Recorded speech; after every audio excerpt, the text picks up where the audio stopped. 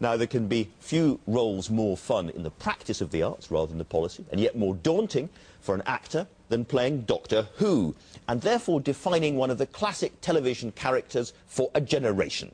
David Tennant is the latest to take on the part, but there's more to him than playing the Time Lord, or indeed Casanova. In a one-off drama on BBC One tonight, we see him in the role of a happy, successful father whose family life is shattered when a road accident leaves him with severe memory loss. I'm going to be talking to David in just a moment, but first, here he is in Recovery. I'm not a basket case, and you're not... Leave him alone! All right, leave him! Leave her alone! I don't speak to me like I'm your father! Act like it then! You can't, can you not anymore? Can we play again? We'll let you win.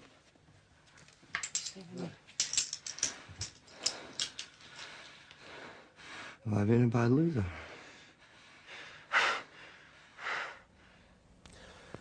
Welcome. Thanks very much. I described that early on as being about memory loss, but that's only a shorthand, really. It's about it's almost about personality loss. Well, it's about brain injury, and more specifically what brain injury does to you, or what it can do to you. I mean, every instance of brain injury is unique to itself, but it's just that whole kind of nightmare situation when your personality becomes completely rewritten, really.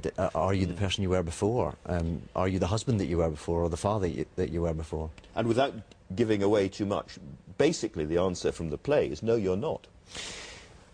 Yes, I think it is. Or certainly that's the debate of the piece, yeah. And so it becomes about identity, I suppose, on a broader scale. What makes us what we are, and you know, we are our minds. Our minds define who we are, our personalities. It's withering, wrenching stuff, though very watchable, I found.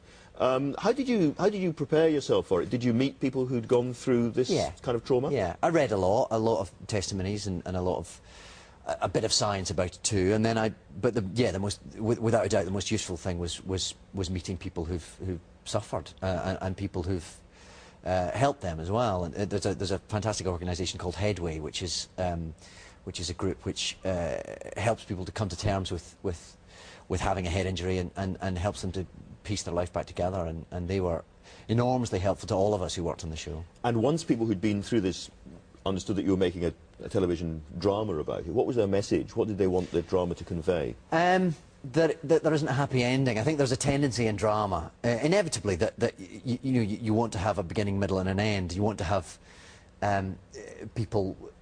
A warm glow when you... Exactly, and you want to have this idea that, you know, you'll get better and everything will be back as it was, and unfortunately, in the majority of the cases, it's not. You become a trustee of this organisation. I've become a patron of it, yeah. Patron of it, yeah. Of Headway Essex, which was the particular branch that were very helpful to me. Now, you were already thought of around the country as Doctor Who, and there'll be no getting away from that for a while, I'm sure. But I wouldn't want to. You wouldn't want to. Now, are you the... There's an argument about whether you're the 9th or the 10th Doctor. I'm the 10th. You're the 10th. Yes, you're pretty clear about that. Well, that's, very much so, yeah. And you became... Well, let's have a little look at you becoming the 10th, because there's a moment of transformation when Eccleston becomes Tennant, if I put it that way. Sure. Let's have a look at that.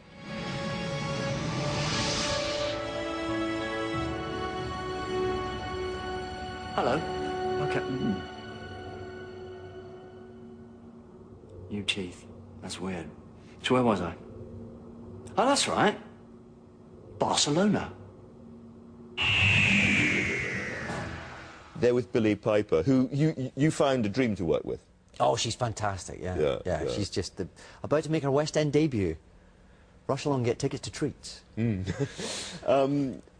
There is always the question about typecasting, of course, because people feel they own the Doctor in a way that they don't own other television parts. Were you at all concerned when the possibility of taking on this role first came up? It was yes, it was a long think, certainly, but ultimately you have to think, well, am I going to be the person who gets offered it and doesn't do it, and then has to watch somebody else do it, and it is a gamble, I suppose, but I don't know, I kind of think television doesn't quite work in the way that maybe it used to, but time will tell, I suppose. But and what do you try to bring to it that perhaps other people haven't? That's probably for those who watch it to decide, rather than me myself, isn't it? I don't know. You just... you just react to the scripts, which, you know, we have Russell T Davies as our head writer, and really... And you worked with him, of course, with Casanova, I did, didn't you? I did indeed, Was yeah. that the first time you'd worked with It Russell was, Davies? yeah. But I've been a big fan of his before, so... And as I understand it, the way he writes is you're constantly interrupting your own thoughts. So it's a welter or an avalanche of partial sentences pouring out as you're thinking your way through a situation. I suppose he does. Yeah, I suppose he does. Which probably is slightly reflected in the way Russell himself is. He's a kind of he's a fountain of energy, and he's endlessly colliding thoughts and flashes of all sorts of brilliance. So yes. He kind of is the Doctor himself, really. I said earlier on that you'd done a lot before, but you got your breakthrough, I suppose, on the stage, really, with the Royal Shakespeare Company, wasn't it? Yeah, yes, when Mr. Tusa was there, yes, yeah. That's right. So do you hope at some stage to go back on the stage? I'd love to, yeah. It's just a question of when, because if Doctor Who takes 9 months of the year. How does this work? I mean, because people, I think, don't understand quite what a commitment it is. Well, as I say, it's 13 episodes plus a Christmas special, so it's a full 9 months. And then by the time you've had a little bit of a break and maybe slipped something else in like recovery, then that's the kind of year pretty much used up. And theatre tends to be a slightly longer commitment, but it's certainly something that I would hope to go back to, yeah. There's been a bit of a few changes of cast in Doctor Who in the news here. Do you hope to be there for quite a while? He said, leading question. Leading question coming up. You get asked it, look, I know. From the moment I've taken over, people have been asking, how long are you staying? When are you off yet? Come on. Who's next? And you just think, well, I think it's better if we keep you guessing, isn't it? It probably Who knows what will happen at the end of the next series? It's going to be big, so who knows who may and may not survive. Yeah. And is it a strange experience living so closely with the rest of the team? Because presumably you're sort of off in Doctor Who world for 9 months. Well, we're down in Cardiff. We film it comes out of BBC Wales, so we're in Cardiff for 9 months of the year. So yeah, it is quite intensive, I suppose. It's quite it's a very full-on 9 months, but it's we do have a laugh. I mean, it's great. It's a great job to do. I remember talking to you before you started this, and I think you were off to a rock festival. You're thinking, this is the last time I'll be able to go and sit in a tent and enjoy myself, and no one's going to recognise me. Yeah, I remember. And has it been as big a change as you thought it might be? I suppose it probably has, yeah. I mean, I had done stuff before, and I'd been, I got recognised on some level now and again before, but Doctor Who's on a whole other plane of recognition. But it would be very churlish to complain about that. It's a very nice place to be. Yes, well, listen, I'm also glad to be able to report that when you arrived here this morning, you weren't recognised when you tried to come in the building. So no, that's I couldn't get through the door. For you. They thought I was Stephen somebody. They wouldn't let me in the BBC. Quite right, too. Thank you very, very much indeed for coming in. Cheers, Andrew. We'll talk again in a moment.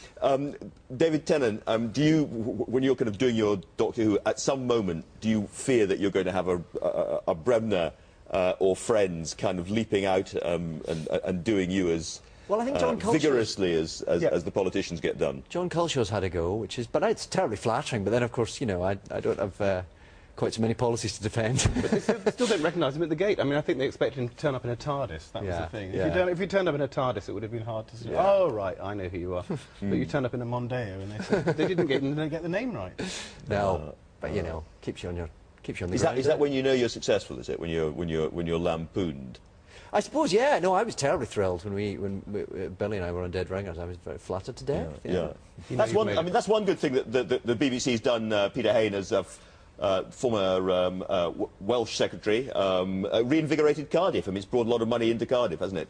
It has. It's been a great success for Cardiff with Doctor Who and all the rest of it. It's been fantastic, and I mean, Cardiff is a real success story. The creative industries being part of that. Can I give you a quick slogan? Scepticism, not cynicism. Scepticism, not cynicism. You go for that, David? That sounds good to me. Excellent. All right. Well, listen, thank you to all of my guests.